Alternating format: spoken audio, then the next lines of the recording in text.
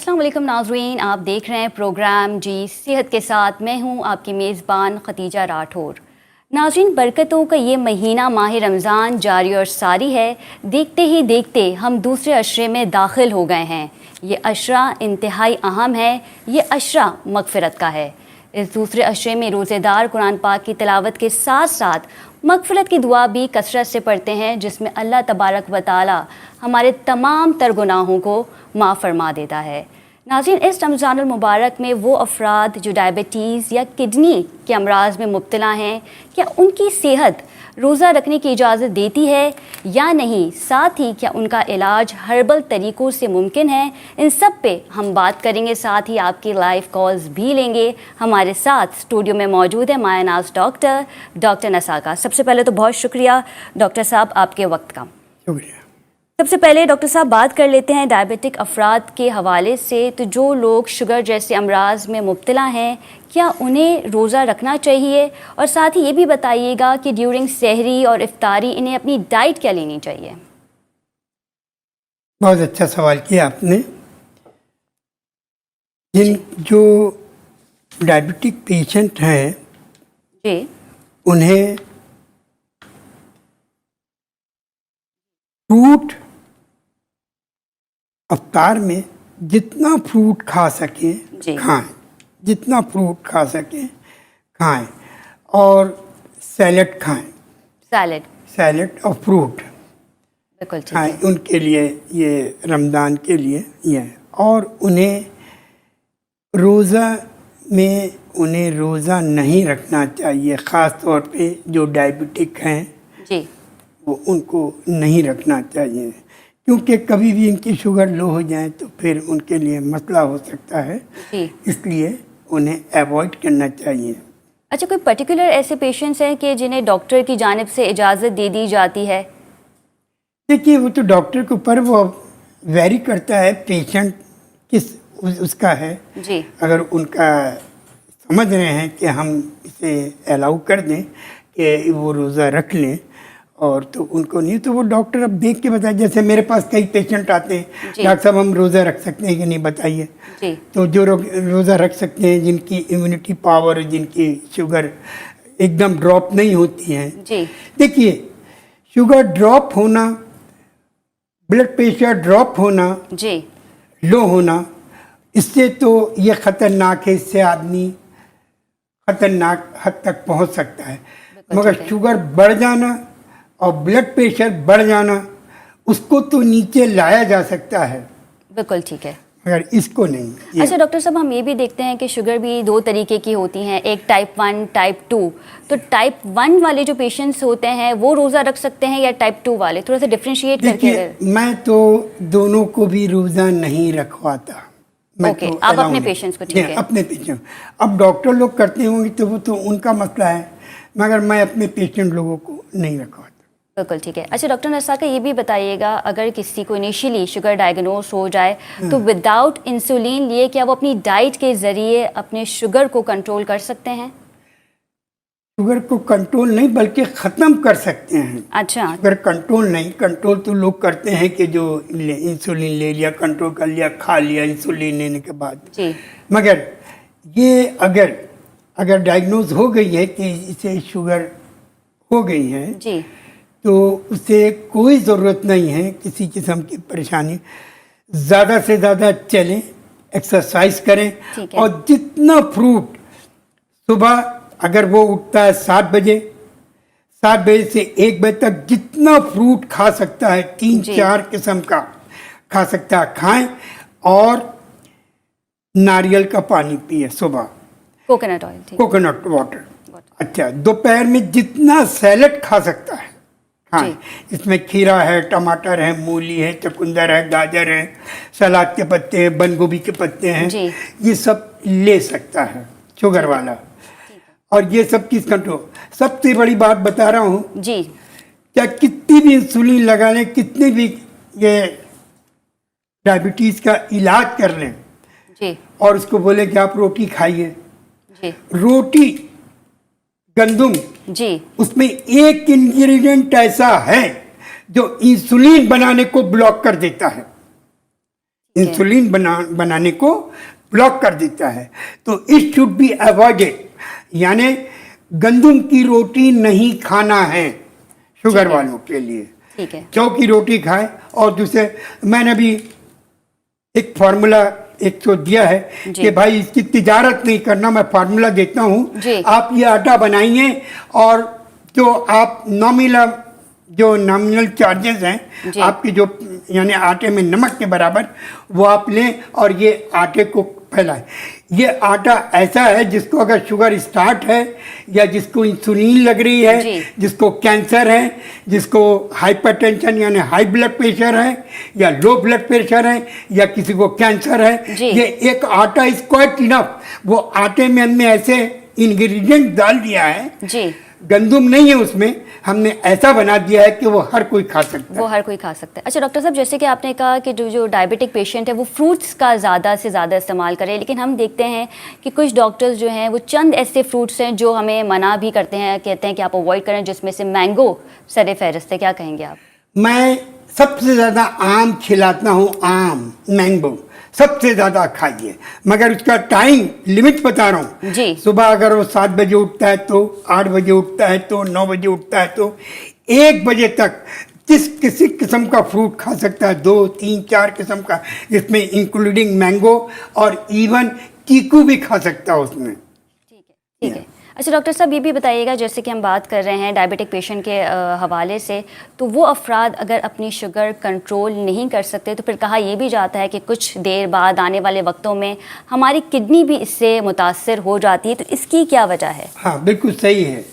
देखिए, शुगर और hypertension, blood pressure जी, ये हर इंसान को कंट्रोल में रखना चाहिए, समझे। गुटखा, पान नहीं खाना, शुगर वालों के लिए बता रहा हूँ, पान बिल्कुल नहीं खाइए, तंबाकू बिल्कुल नहीं खाइए। ठीक है।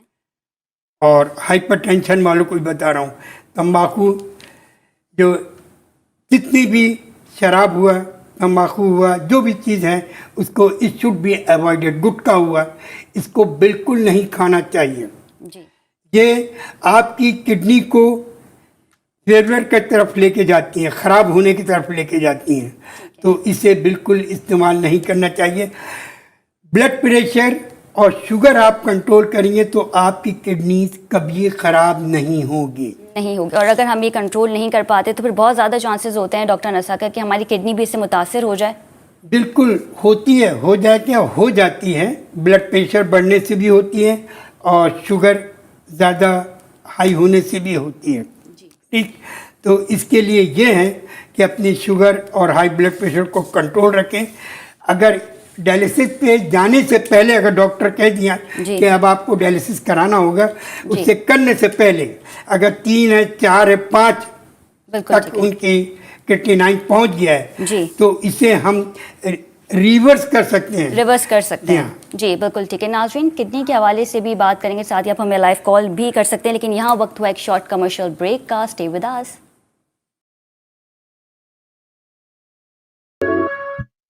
जी नाज़रीन, welcome back from the break. और ब्रेक में जाने से पहले वज़ीर सेहत पंजाब डॉक्टर यास्मीन राशिद ने प्रेस कॉन्फ्रेंस की, जिसमें उन्होंने बताया कि कोरोना वैक्सीन के हवाले से पंजाब हुकूमत की जानिब से बड़े इक़दामात किए जा रहे हैं और उन्हें जो है वो सराहा भी जा रहा है। टॉपिक की जानिब दोबारा आएंगे। डॉक्टर साहब बताइएगा, हम बात कर रहे थे किडनी के अमराज के हवाले से, डायलिसिस पे जाने की वजूहात क्या होती हैं? सही आपने सवाल किया।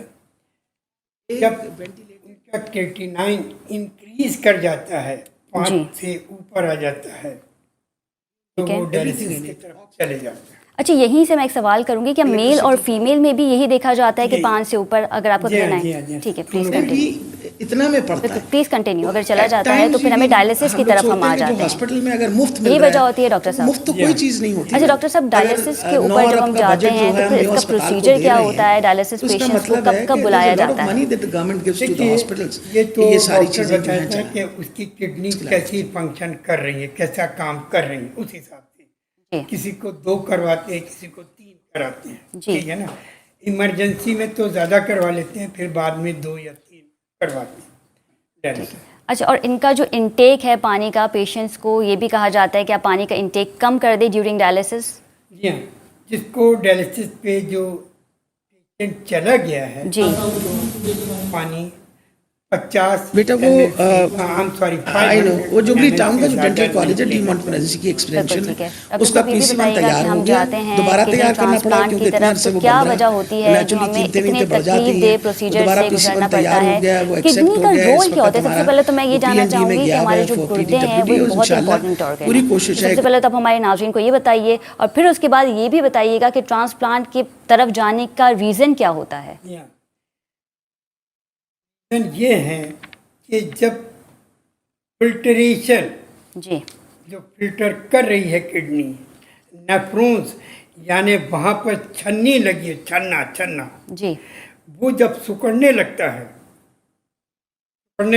ठीक है। तो जाहिर बात है कि वो बैक करता है और जब पानी इंटेक ज़्यादा करेंगे जी। तो आपके लंग्स में पानी जाएगा, बिल्कुल आपके ठीक है। पैरों में सूजन आएगी, आपकी सांस फूलेगी, तो डायलिसिस आपको कराना पड़ेगा। बिल्कुल ठीक है। और ट्रांसप्लांट के हवाले से जो हमने सवाल किया था कि क्या रीज़न होता है, क्या वजह होती है कि हमें ट्रांसप्लांट की तरफ जाना पड़ता है? जी हाँ, जो लोग गुटखा, तंबाकू, शराब जो पीते हैं जी और जिनके ब्लड प्रेशर हाई हो जाता है, जी। किसी की शुगर हाई हो जाती है, तो उससे किडनी पर इफेक्ट होता है जो अपना काम करना छोड़ देती है। जी। इसलिए वो डायलिसिस पे चले जाते हैं और जब डायलिसिस पे चले जाएंगे तो कुछ दिनों के बाद डॉक्टर साहब से कहेंगे जी। कि डोनर लेकर आइए, किडनी डोनर लाइए।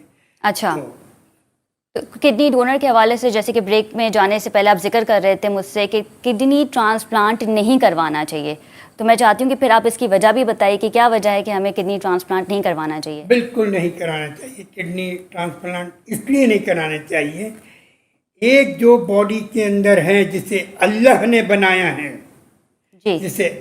बनाया है, तो वो कुदरत उसे चला रही है, उसे किसी इंसान ने नहीं बनाया, किसी इंसान ने नहीं किया।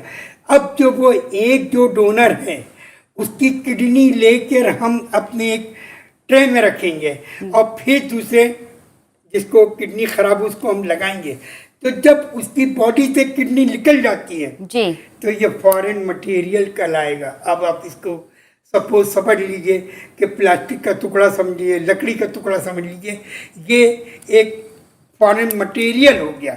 अब जब फॉरेन मटेरियल को जब वहाँ पर आप लगा देंगे दूसरे जिसके गुर्दे खराब हैं, जी तो फॉर द टाइम बिंग तो ये सही है, ठीक है। इन ए लॉन्ग रन जी इसकी ड्यूरेबिलिटी जो है जी ये कम से कम बहुत ज़्यादा अगर खींचा 5 से 7 साल, फिर उनको फिर डायलिसिस पर उसमें अच्छा, फिर से अगर हमें डायलिसिस की तरफ आना होता है डॉक्टर साहब किडनी ट्रांसप्लांट के बाद, ऐसे ही है?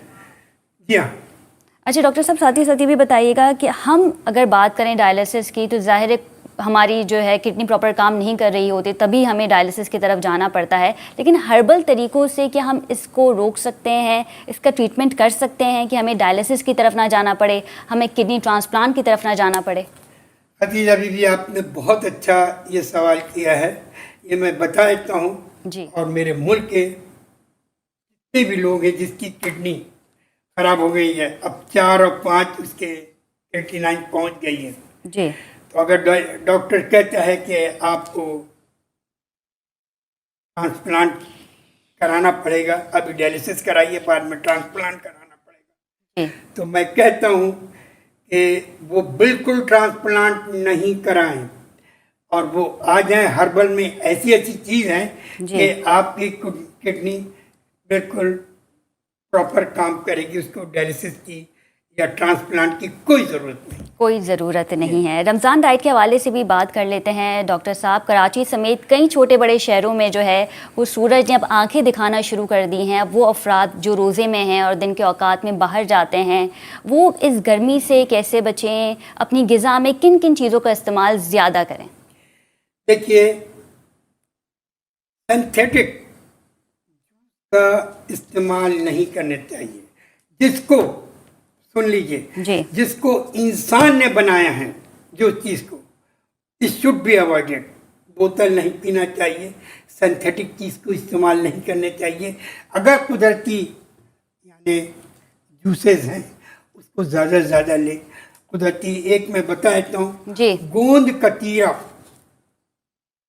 ये ज़रूर इस्तेमाल करना चाहिए ठीक है। ये मशरूबात में जो भी बनाएं आप। ठीक है डॉक्टर साहब, हम ये भी देखते हैं जो कि हर घर में हो रहा होता है कि इफ्तारी के वक्त ऑयली चीज़ों का ज़्यादा से ज़्यादा इस्तेमाल किया जाता है। तो क्योंकि हम सारा दिन कुछ खाते नहीं हैं और इफ्तारी में अगर हम ऑयली चीज़ें जो खाएंगे तो इससे हमारे मैदे पे क्या असर पड़ता है?